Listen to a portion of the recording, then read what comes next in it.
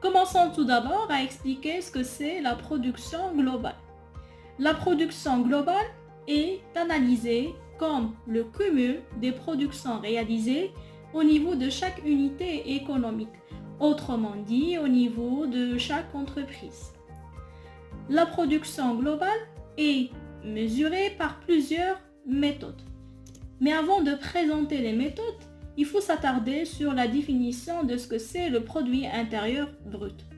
Et donc, le PIB mesure la somme des richesses créées par les agents économiques résidents, c'est-à-dire la valeur ajoutée réellement apportée par chaque agent économique habitant sur le territoire national. Nous passons maintenant à présenter les méthodes de calcul de la production globale, mais encore le produit intérieur brut. La première approche, c'est une approche par la production.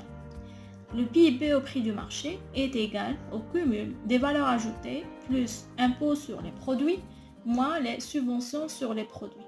Comment peut-on expliquer cette méthode?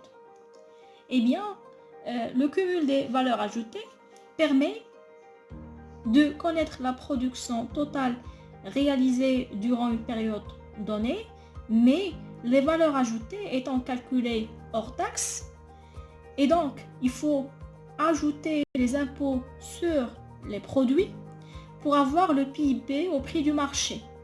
D'accord? Et ensuite, nous devons soustraire les subventions, car ces subventions permettent aux entreprises de diminuer leur prix. Passons maintenant à expliquer la deuxième approche par la demande. Le PIB au prix du marché est égal aux dépenses de consommation finale plus la formation brute du capital fixe plus les exportations moins les importations. Les dépenses de consommation finale, c'est l'ensemble des dépenses des ménages plus les dépenses de consommation intermédiaire des entreprises, parce qu'on sait au préalable que les entreprises font de l'investissement et donc cet investissement se définit comme une formation brute du capital fixe. Ce capital fixe est composé des actifs corporels, comme par exemple les moyens de transport, les usines, etc., les machines, mais encore nous avons des actifs incorporels, comme les brevets d'invention. Et donc, cette dépense de consommation peut être soit finale, soit une dépense de consommation intermédiaire faite par les entreprises. Et on ajoute la demande qui correspond à l'exportation qu'il faut ajouter à la demande intérieure. Et une partie de la demande intérieure peut être satisfaite par des unités non résidentes et donc il s'agit des importations qu'il faut enlever de la richesse créée par les unités résidentes.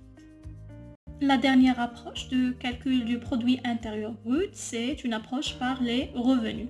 Et donc, le PIB au prix du marché est égal à la rémunération des salariés plus l'excédent brut d'exploitation, autrement dit, c'est le bénéfice d'exploitation réalisé par les entreprises, plus les impôts sur la production et les importations, autrement dit, les droits de douane, moins les subventions accordées par l'État.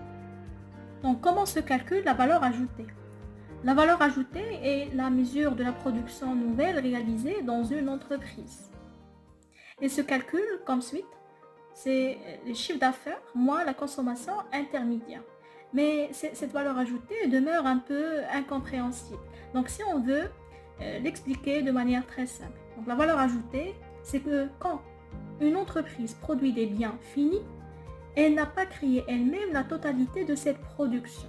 Car elle a acheté des produits, c'est-à-dire les biens de production, bien les biens de consommation intermédiaire, c'est-à-dire les matières premières, les machines, le transport, etc., à d'autres entreprises. Et donc, il serait intéressant de savoir ce qu'elle a effectivement produit, c'est-à-dire la valeur qu'elle a ajoutée à la valeur des biens qu'elle a achetés à l'extérieur.